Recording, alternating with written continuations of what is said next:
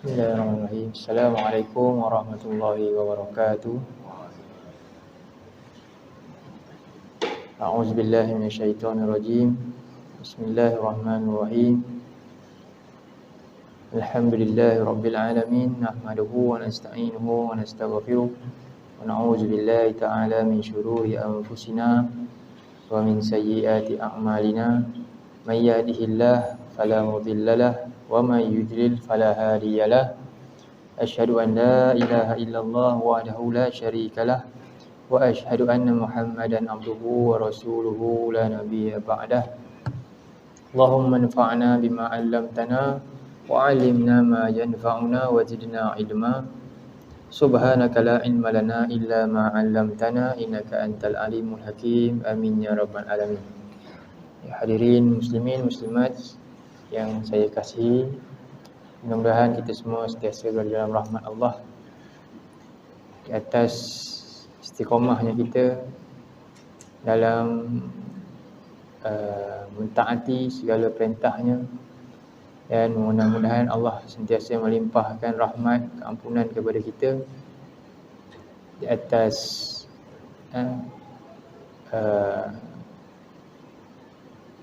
banyak kekurangan dalam amalan-amalan kita.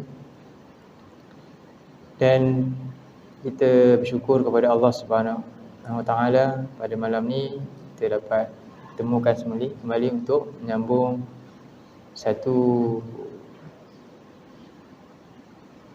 perkara, iaitu tadabbur. Masih lagi pada bahagian yang terakhir surah Fatihah, ayat yang ke-7, tentang golongan yang rugi. Tentang golongan yang rugi, yang mana ada dua kategori besar dia, iaitu yang Allah murka, al-maghdubi alaihim, dan dhalin, dan juga yang sesat. Dua-duanya rugi. Satu dimurkai Allah, dan satu lagi sesat.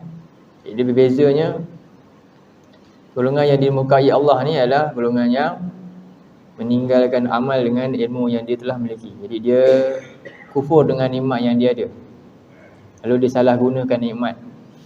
Maka ketika itu menyebabkan apa? Kerosakan di atas apa yang dia lakukan tu.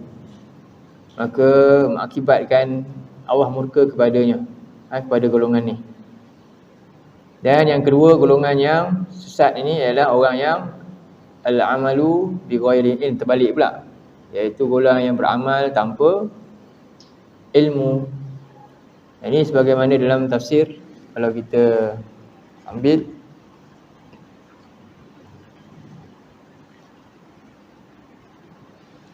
ini ada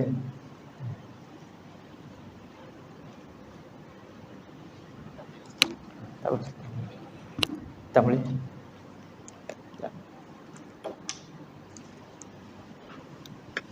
Jadi golongan yang rugi ada dua kategori besar ya. Golongan yang pertama, yang dimurkai,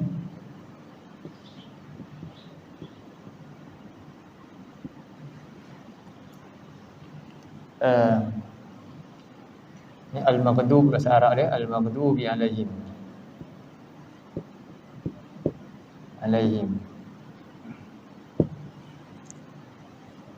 Dan istilah dia, siapakah al-maghdubi alaihim?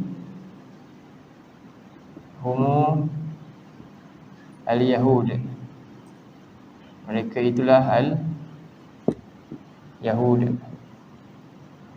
Asas dia perangai Yahudi inilah. Mereka adalah golongan Yahudi. Wa man syabahahum fi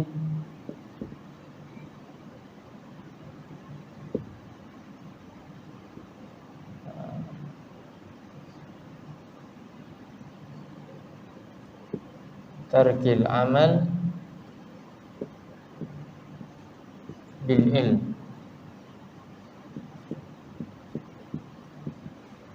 Ni panjang ni maksud dia yang kita mudah nak ambil.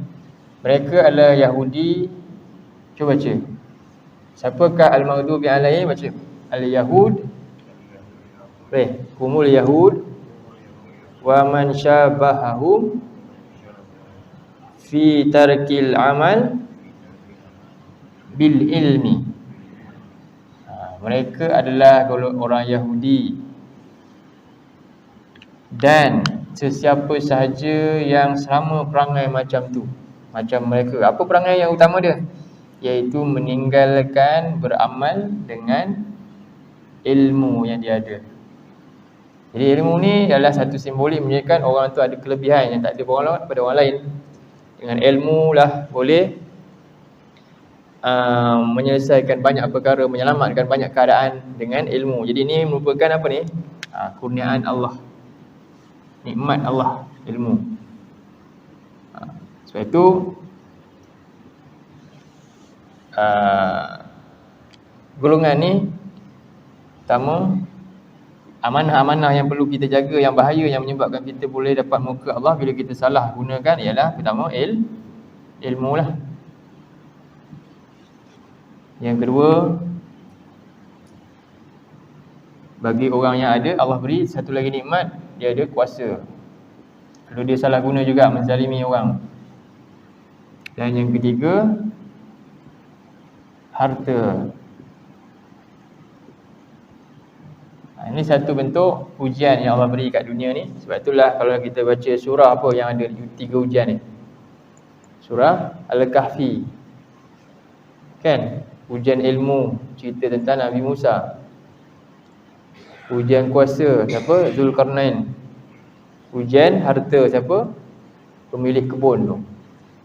Dalam surah Kahfi tu ada ni ujian, yang mana akibat daripada perkara ni yang Allah beri kelebihan ni, lalu mereka buat apa? Mereka zalim.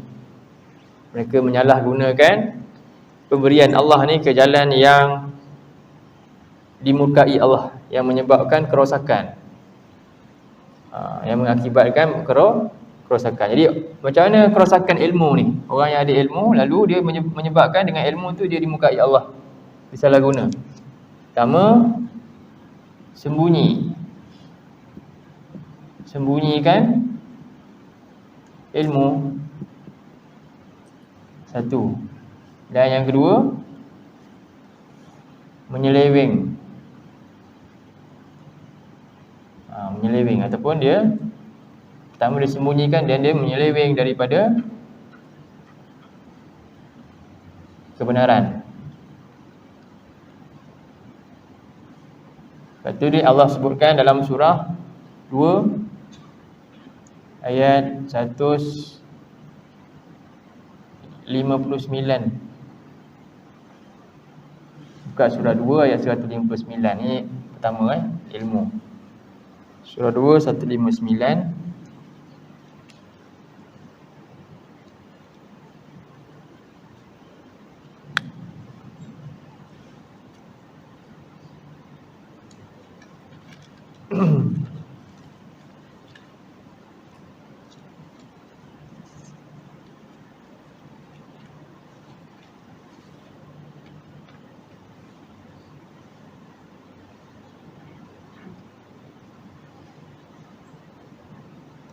Innal ladzina yaktumun.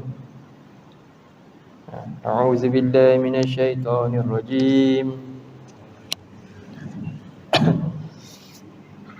Innal ladzina yaktumuna ma anzalna minal bayyinati wal huda min ba'di ma bayyanahu lin-nasi fil kitabi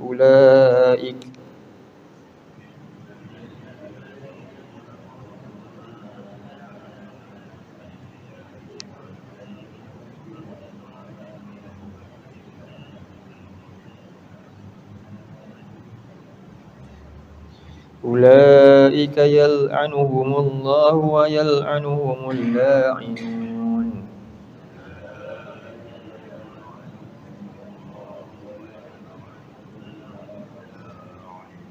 Sesungguhnya orang-orang yang mereka menyembunyikan apa yang kami telah turunkan daripada kebenaran, keterangan-keterangan. serta petunjuk sesudah dijelaskan kepada manusia di dalam kitab ini, yakni Quran. Ulaika yal'anuhumullah. Mereka lah orang-orang yang Allah melaknat mereka, serta sekalian la'inun yang melaknat mereka. Di dalam hadis Nabi, orang-orang yang menyampaikan ilmu ni hakikatnya dia mulia. Nabi sebut innal malaikata wa ahlas samawati wal ardina hatta an-namlata fi juhriha wa hatta al-huta la yusalluna ala muallimin nasil khair. Banyak tu. Sesungguhnya para malaikat, Nabi kata, serta penduduk langit dan penduduk bumi, serta semut di dalam sarang, hatta al-huta, serta ikan dalam laut, semuanya mendoakan apa dia? Kebaikan untuk muallimun nasil khair, orang yang ajar manusia kebaikan. Jadi itu kelebihan. Manakala bila dia tak ajar, dia sembunyi pula, apa berlaku? Dia terbalik pula. Semua tadi tu pula, tadi doakan, jadi apa pula? Laknat, na'udzubillah. Ini bahayalah. Sebab itulah ini amanah besar. Kerana ini punca kepada berlaku banyak kerosakan. Apabila orang-orang yang diberi amanah ini, akhirnya apa? Mereka tidak melaksanakan amanah yang diberikan, maka mengakibatkan muncul golongan ni ramai. Golongan yang sesat. Jadi semua termasuklah, kalau ulama sebut al-la'inun ni siapa? Termasuklah orang-orang kafir juga. Orang-orang yang dalam keadaan jahil lalu tidak diberikan pencerahan dan mereka hidup dibiarkan macam tu. Sedangkan orang ada ilmu amanah ni tak menyampaikannya. Ketika nanti mereka akan melaknat, mendakwa pula orang-orang yang menyembunyikan ilmu ni. Sebab itu ni satu amanah yang besar. Dan dalam seterusnya, ini contoh dalam hadis Nabi yang lain, Nabi sebut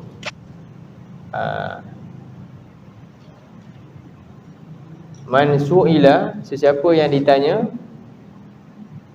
tentang sesuatu perkara, an ilmi, tentang satu ilmu, alimahu, yang dia dah tahu, summa katamahu, lalu dia sembunyikan, ataupun maksud dia apa? Sembunyikan ataupun dia nampak kemungkaran, didiamkan saja. Kan? Uljima yaumal qiyamah bilijami minnar, akan dipasangkan mulut dia tu pada hari kiamat dengan apa? Kekangan daripada api neraka. Kerana apa? Menyembunyikan kebenaran. Baik, ni golongan yang rugi, yang dimukai Allah. Kenapa dia dimukai Allah? Bukan sebab dia tak ada ilmu, tapi dia menyalahgunakan kelebihan yang Allah bagi. Yang kedua, kuasa ni. Kuasa kita boleh buka, contohnya siapa? Kalau dalam Quran ni yang ada di kuasa ni Fir'aun. Kita buka ayat surah 43, surah Az-Zukhruf.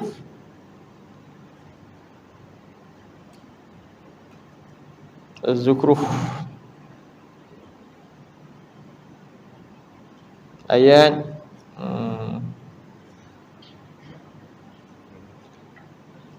Az-Zukhruf Sekejap ayat dia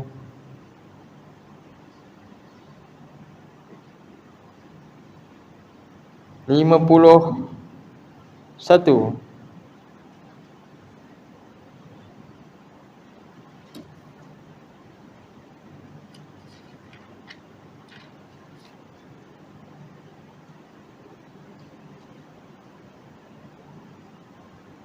Kita baca 51 sampai 54. Ni dalil untuk bahagian sini 43 ayat 51 sampai 54. A'udzubillahi minasyaitonirrajim. Boleh baca Wa nada fir'aunu fi qaumihi qala ya qaumi alaysa li mulku Misr. Belum. Cari dulu. Tak apa. Surah 43, muka surat 493. kesan kuasa ni lalu dia menyeleweng ni, tengok apa berlaku pada dia punya rakyat. Okey. Jumpa kita baca balik. Wa nada fir'aunu fi qaumihi qala ya qaumi alaysa li mulku Misr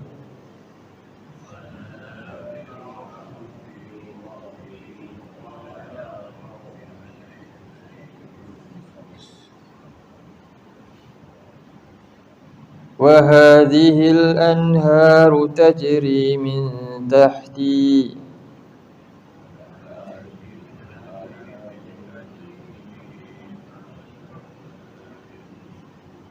afala tubsirun. Jadi kata Fir'aun apa dia? Dia memperdayakan kaum dia dengan kata-kata macam ni. Dan Fir'aun menyeru kepada kaum dia, qala ya qaumi, wahai kaumku, wahai rakyatku, bukankah negeri Mesir ni, kerajaanku, Mesir ni milik aku, dan sungai yang mengalir ni bukti-bukti kekuasaan aku. Afala tubsirun, kamu tak nampak kan ni? Jadi kata dia. Dan apa yang dikata ni di depan siapa? Di depan semua orang yang jahil.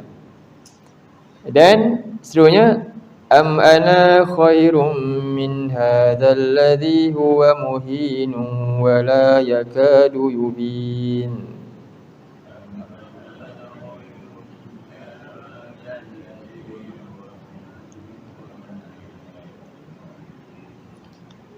Atau bukankah aku ini lebih baik daripada orang ini? Siapa Nabi Musa tu? Yang dia hampir-hampir tidak boleh menjelaskan dia punya perkataan, ucapannya. Seterusnya ayat 53, falaula ulqiya alaihi aswiratun min dhahabin aw jaa ma'ahu al-malaikatu muqtarinin.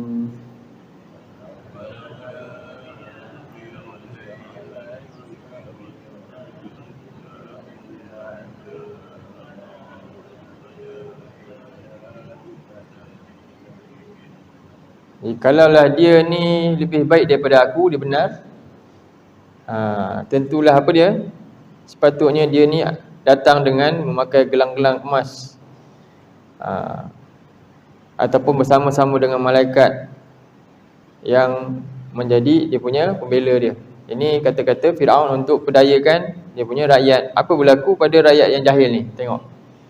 Kita baca ayat 54. Fastakhaffa qaumahu fa'ata'uh.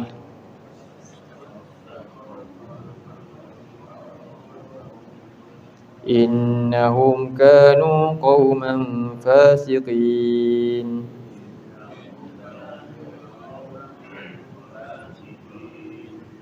Fastakhaffa, ni perkataan dia. Apa ni maksudnya? Fastakhaffa ni daripada perkataan khaf. Khaffa tu maknanya ringan. Jadi dia memperkecilkan. Jadi dia telah berjaya, terjemah dia, memperbodohkan. Dengan ucapan dia tadi, dia telah berjaya memperbodohkan siapa? Dia punya kaum yang jahil tadi. Lalu akhirnya mereka semua jadi siapa? Golongan yang fasik. Kesan dia semuanya rosak, seluruh rakyat dia. Kerana penyalahgunaan kuasa ni. Dan seterusnya harta, satu lagi yang ketiga. Saya ambil ayat yang contoh simple lah, ringkas-ringkas. Harta ni kita tengok kisah satu lagi. Siapa harta? Qarun. Buka surah 28 ayat 78.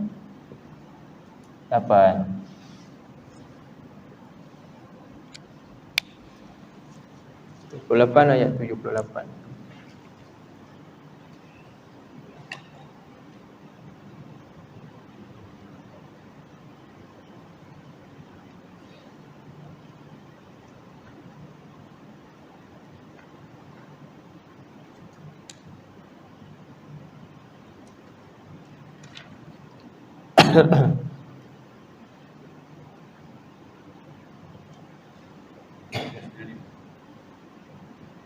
Kita terus kepada ayat selepas dia, 79 Baca satu ayat. ayat 79.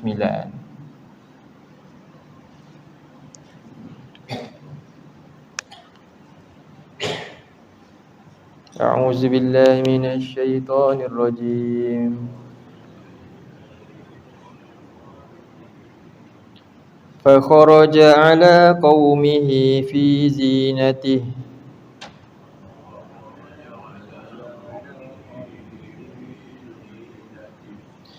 قال الذين يريدون الحياة الدنيا يا ليت لنا مثل ما أوتي قارون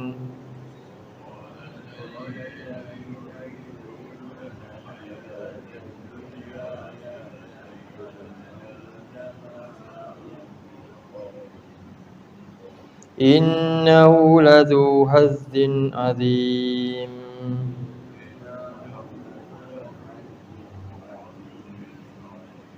Okay, jadi ni orang yang ada harta ni, Qarun, apa dia buat? Dia bukannya membantu yang susah. Apa dia buat? Fa kharaja ala qaumi, dan dia keluar dengan kaum dia, ke atas kaum dia untuk tunjukkan kehebatan hartanya.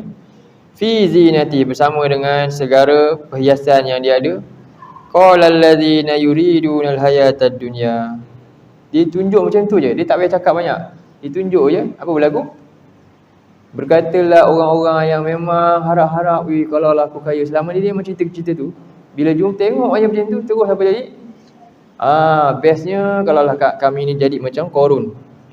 Jadi mulalah Qarun ni jadi dia punya idola dia, jalan dia punya contoh ikutan dia. Dan dia kata apa? Innahu lazu hazzin azim. Dia kata sesungguhnya dia ni memiliki apa? Keuntungan yang sungguh-sungguh hebat. Kita kena contohi dia. Jadi ni semua tadi akibat daripada 3 orang ni, 3 jenis manusia. Ya Allah bagi ilmu, dia pergi sembunyi, bahkan dia seleweng pula untuk dapat habuan dunia yang sikit. Ni satu. Ini perangai siapa? Asalnya daripada Bani Israel, semua ni dia ada. Bani Israel ada raja tak? Ada. Dia ada harta yang banyak juga dahulunya. Allah pernah bagi hujan semua ni pada mereka. Dan yang pertama, akibat daripada sembunyikan ilmu, apa berlaku? Ramai orang jadi jahil. Punca dia ni lah. Dan akhirnya hidup manusia ni tak nampak akhirat dia, tak nampak, bukan atas landasan ilmu, mencari bekal akhirat, tak kenal Allah. Akhirnya nampak apa? Nampak hidup ni hanya untuk dunia saja. Jadi mulalah yang ada kuasa pula apa buat tadi? Tengok dia perdayakan pula dengan mudah. Orang jahil akibat daripada perbuatan ni juga, orang yang kuasa juga mudah untuk perdayakan yang ni. Satu. Dan lagi satu, golongan yang ni pula perdayakan golongan yang jahil lagi satu ni. Jadi ini kesan daripada ni lah, kerana itulah mereka ni golongan yang dimurkai. Sepatutnya dengan ilmu, apa dia? Manusia berdakwah lah, menyampaikan kebenaran ni supaya semua orang hilang daripada kejahilan ni, selamatkan orang-orang daripada kejahilan. Dan dengan kuasa ni digunakan untuk apa? Memberikan manfaat pada orang-orang yang lemah. Dan dengan harta sepatutnya digunakan menyumbang pada jalan Allah. Jadi ini menyebabkan orang-orang dimurkai. Jadi satu.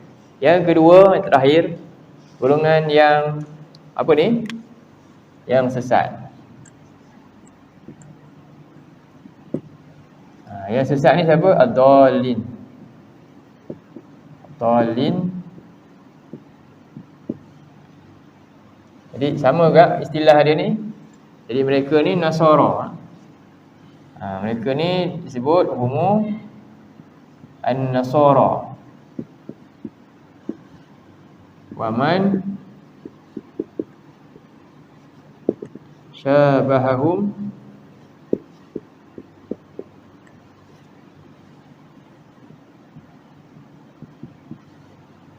fi al-amal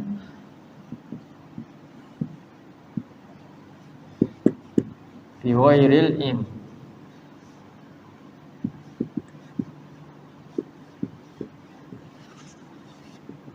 Beza mereka adalah golongan Nasrani, tadi Yahudi. Apa pula? Tadi ni dan yang serupa perangai, iaitu meninggalkan beramal dengan kelebihan ilmu yang dimiliki. Dengan kuasa yang ada, dia tak gunakan untuk amal soleh. Dengan harta yang ada, dia tak guna untuk amal soleh. Jadi ni golongan yang dimurkai. Yang ini pula golongan dia itu siapa? Mereka Nasrani. Dan siapa saja yang serupa perangai dengan mereka, pada apa pula? Pada dia pula beramal tapi tanpa ilmu. Terbalik. Dia beramal tanpa ilmu. Inilah golongan yang sesat pula. Jadi ini ada beberapa poin saya nak bagi terus. Pertama, apa punca kesesatan ni? Cuba buka surah 2:170.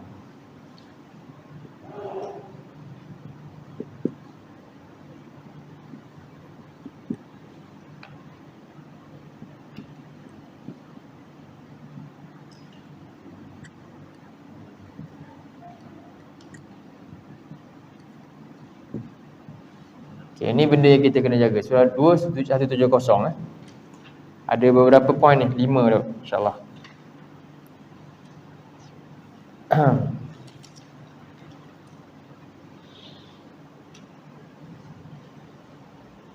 Okey, jumpa ayat tu atas sekali kan. Allah firman apa?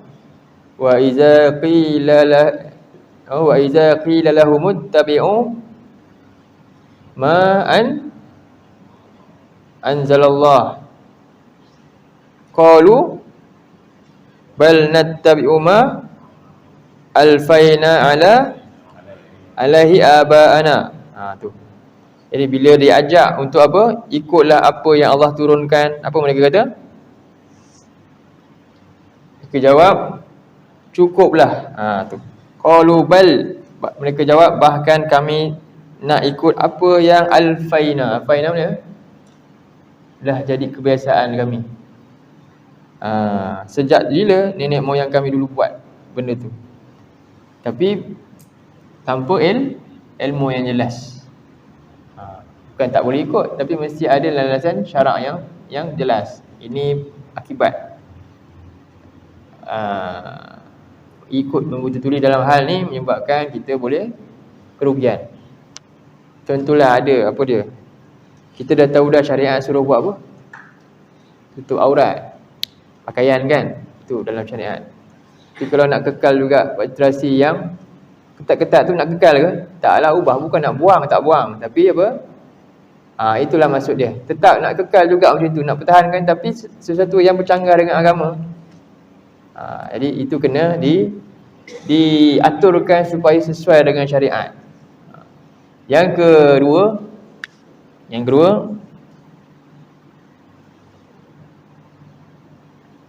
ikut surah 2:116.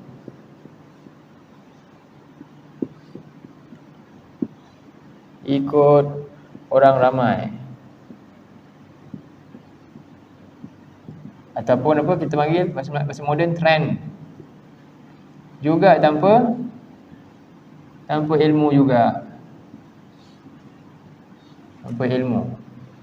Surah 6:116. Buka surah 6 ayat 116.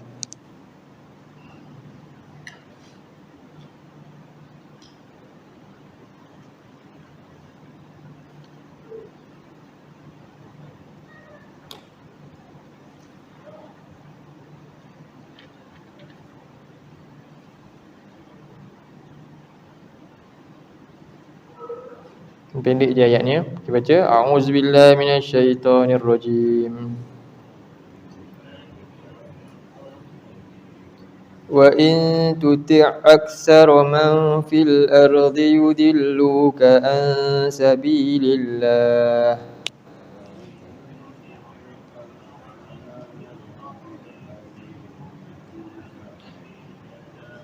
In yattabi'una illa adh-dhanna wa in hum illa yakhrusun.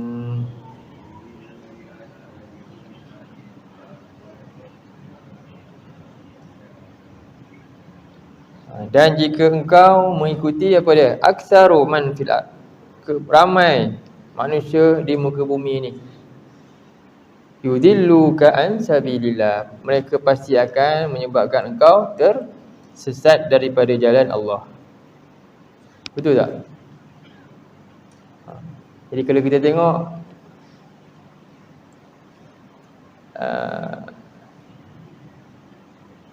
ramai kan kaum muslimin yang dibunuh berapa ramai? Yang dibunuh hari ni apa? Di Palestin kan? Itu sedikit tu. Jadi itu disebut mujahidin yang di sana tu kerana mempertahankan. Ramai tak? Tak ramai kalau nak banding dengan yang tak berjihad ni. Tapi mereka lah yang menjadi apa? Satu pusat untuk dikerjakan cukup-cukup oleh orang kafir. Kerana apa? Kerana mereka ni dibimbangi menjadi punca kepada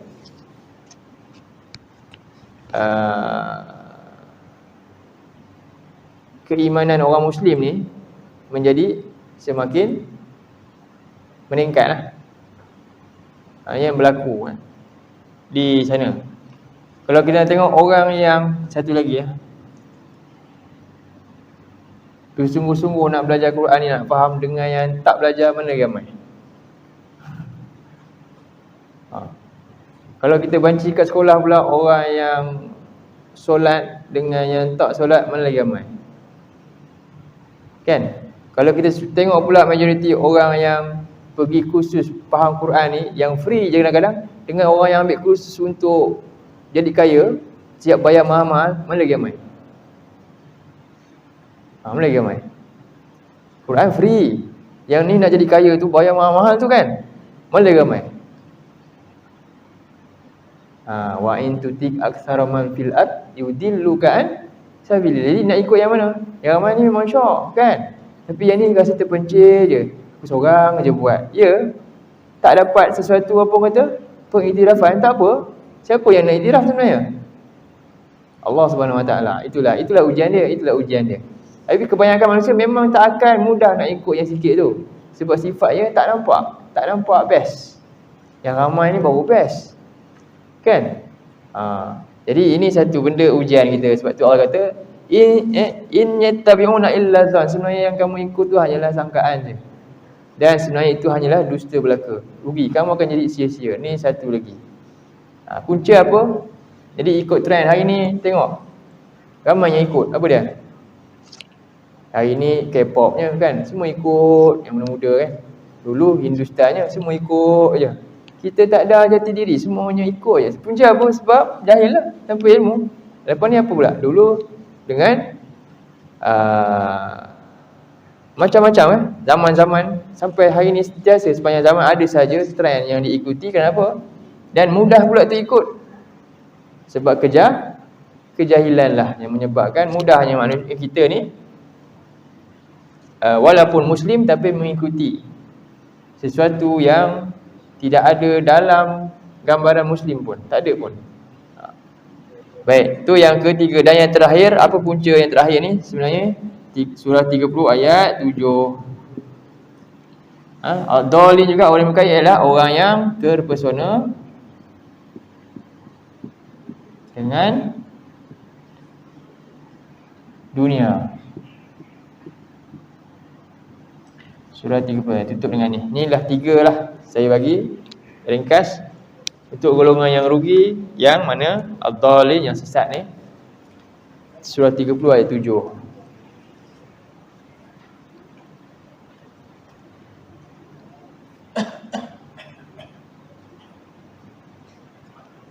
Okey, a'udzubillahi minasyaitonirrajim. Surat 405. Okey, a'udzubillahi minasyaitonirrajim.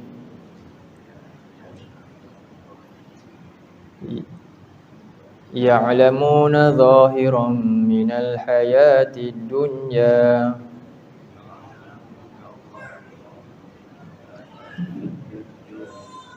وهم عن الآخرة هم غافلون.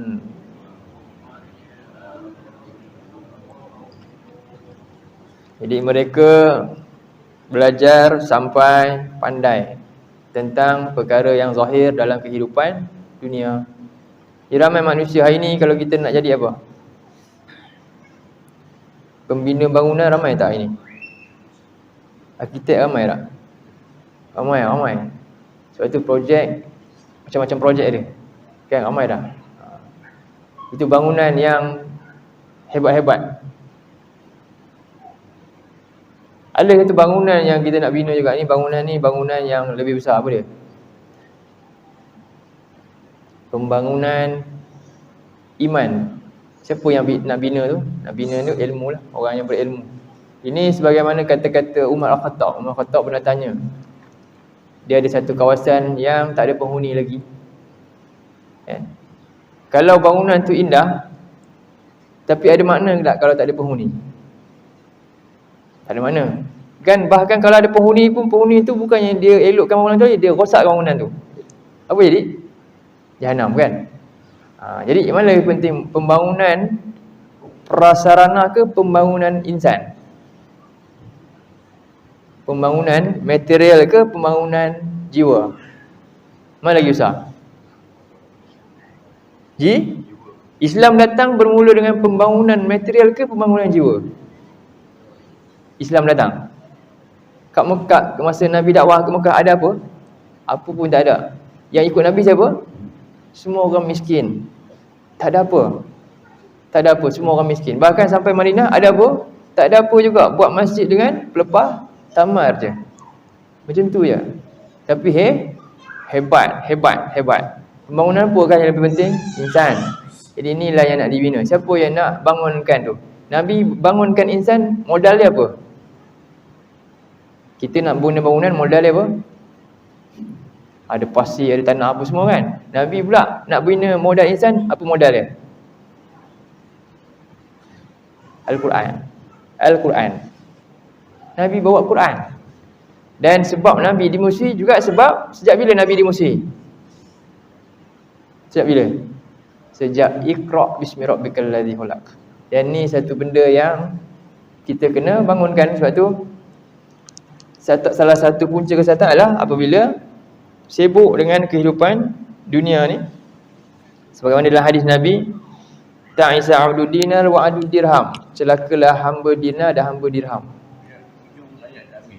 Ya'lamuna zahiran minal hayati dunya wa hum 'anil akhirati hum ghafilun. Dan mereka terhadap akhirat mereka lah lalai. Jadi ini punca kepada kesesatan.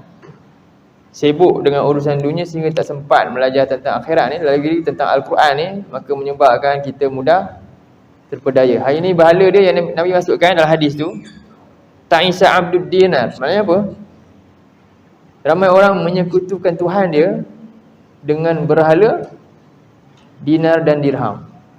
Ramai orang menyekutukan Tuhan dia dengan berhala dinar dan dirham. Kerana dinar dan dirham dia sanggup tinggalkan Tuhan. Sedangkan yang bagi dia tu Tuhan juga. Kerana dinar dan dirham ditinggalkan Al-Quran. Sedangkan Tuhan yang menurunkan Quran lah juga Tuhan yang memberikan dia rezeki itu. Ini satu benda yang perlu kita muhasabah. Ni tiga lah. Ni saya bagi tiga golongan punca kepada kesesatan ialah dia membetul-betuli ikut ini tanpa ilmu. Punca dia semua tanpa ilmu. Ni juga terpersonal sibuk dengan dunia. Akhirnya apa? Wahum anil akhirah ghafilun. Tentang akhirat mereka lalai. Jadi Al-Quran lah jalannya untuk kita menyelamatkan keadaan ni. Sikit lagi. Sebab itu dalam sebuah ayat, cuba buka last surah satu lagi 41 ayat 26. 41 ayat 26. Sempat lepas ni azan kot. Sikit lagi saya tutup dengan ayat ni. Surah 41 ayat 26. Ni kita ingat ayat ni betul-betul sebab ini poin utamalah untuk kita perkuatkan ilmu kita. Kita tak nak jayakan cita-cita orang kafir. Kita tak nak jayakan cita-cita orang kafir. Orang kafir dia ni cita-cita utama dia. Satu. Pertama, apa dia? A'udzubillahi minasyaitonirrajim. Boleh? Wa qala alladhina kafaru la tasma'u li hadzal Qur'an walghaw fihi la'allakum taghlibun.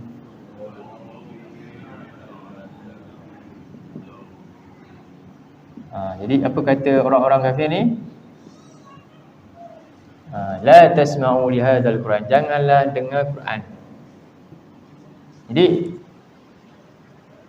Quran ni satu benda yang dicita-citakan kita tak nak. Kalau boleh apa? La tasma'u, jangan dengar maknanya apa? Macam mana nak buat kita tak dengar dah Quran?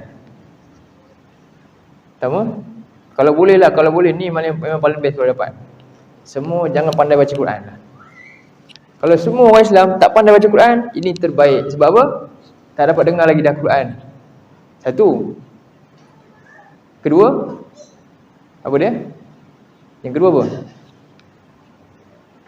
Cikgu kalau murid-murid dia bising masa kat sekolah, cikgu kata diam, dengar cikgu cakap. Apa tu yang cikgu suruh dengar cikgu cakap? Dengar untuk apa?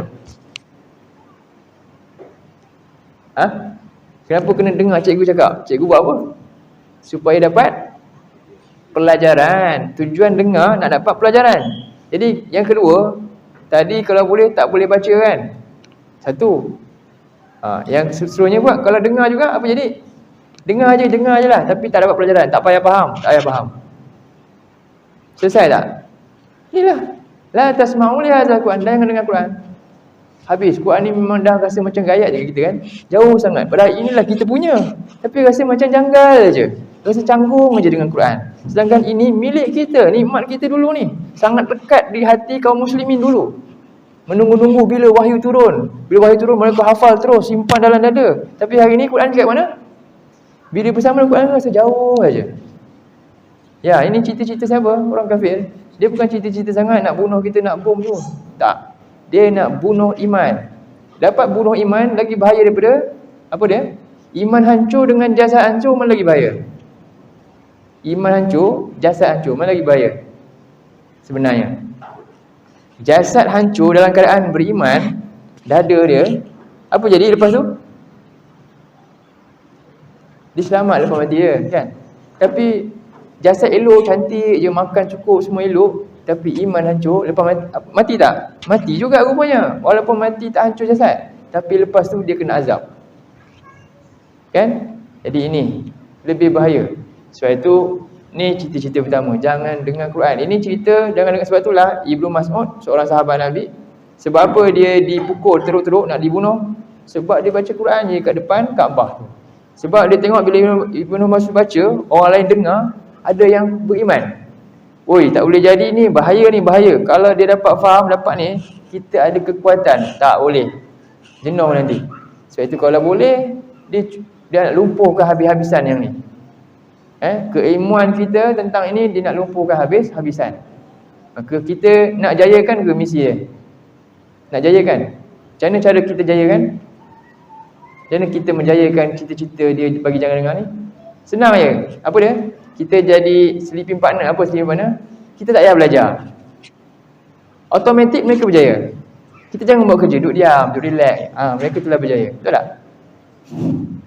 Orang yang duduk sibuk buat kerja, kan? Dengan orang yang relax, satu kedai ni, satu ni sibuk promotion, satu kedai ni relax je. Agak-agak kedai mana yang akan meningkat? Kedai yang ni. Kedai ni akan jatuh merudung punya. Dia duduk ada kedai tapi tak buat apa-apa. Kan? Begitu kita. Kalau orang Islam duduk relax je, tak apa, teruskan, jangan belajar Quran ni. Teruskan tanpa mendalam dengan faham. Apa jadi?